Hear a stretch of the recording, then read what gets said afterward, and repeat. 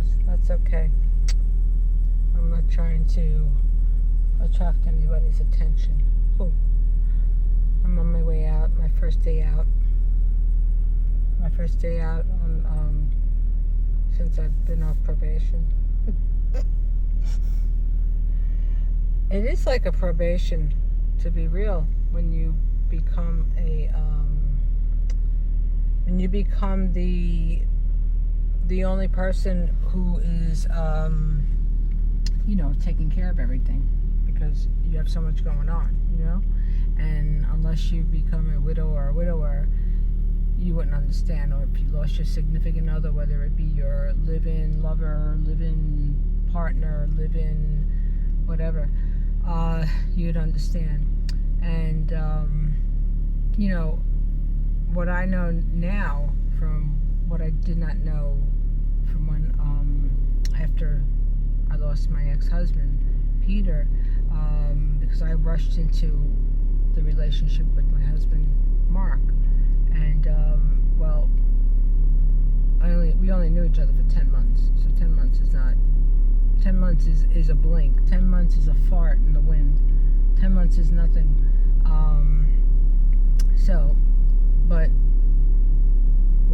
We got together following traumatic life events that affected me, that were majorly significant. So now I know. So now I can, I could just, when September 11th happened, there was so much that was going on around me, in my life. So, to say I was overwhelmed was putting it minor, because I lived in Lower Manhattan. I lived on 28th and 2nd, and where I lived, my balcony would face. I had a beautiful one-bedroom apartment, rent control, Henry Phipps Plaza. Now it has a different name, but that's the location, 510 2nd Avenue. And my view was of the East River, Chrysler Building, Empire State. It has a view, $1 million view. But anyway, so I lived down in Lower Manhattan, and then I digressed.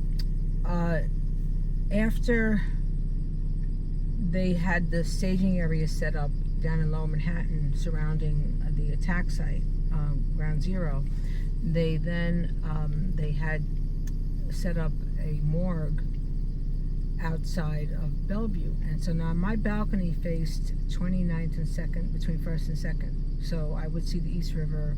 I had a front eye view of the parking, the entire street, 29th Street and 1st Avenue. So that's where the additional staging center was for the corpses.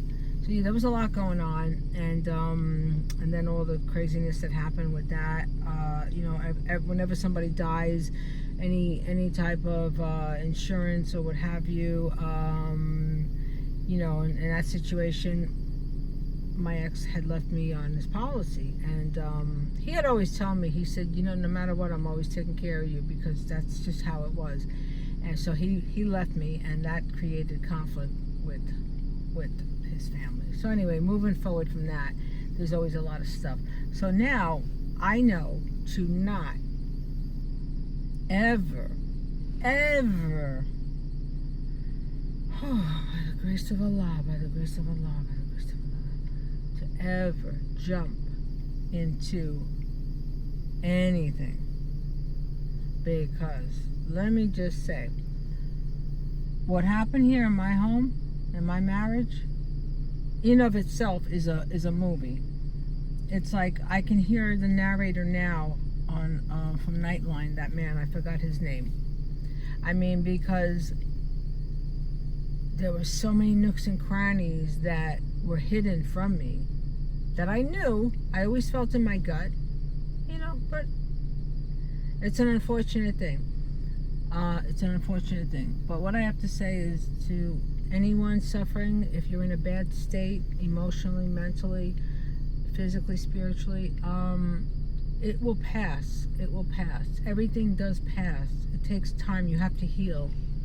You have to heal significantly in order to feel whole again. I mean, we're always whole. We have holes that accumulate in our lives and in our heart and our soul because of the losses. But as time progresses, then we can heal. See, now,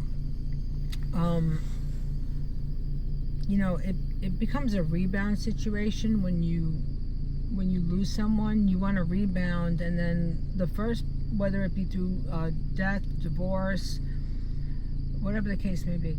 So when you meet someone that you're attracted to and you feel something, and you know, you develop a relationship, you know, things can accelerate only because that's what you're missing. You're trying to fill that hole. So you have to take your time. My message is to take your time.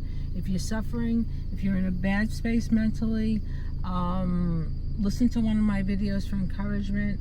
And that's what I have to say. Anyway, on that note, I have to go out because my first day of probation, I'm out. I have a curfew. No. Have a good one. I'll be back. Stay safe, stay healthy, stay well. Always do the right thing.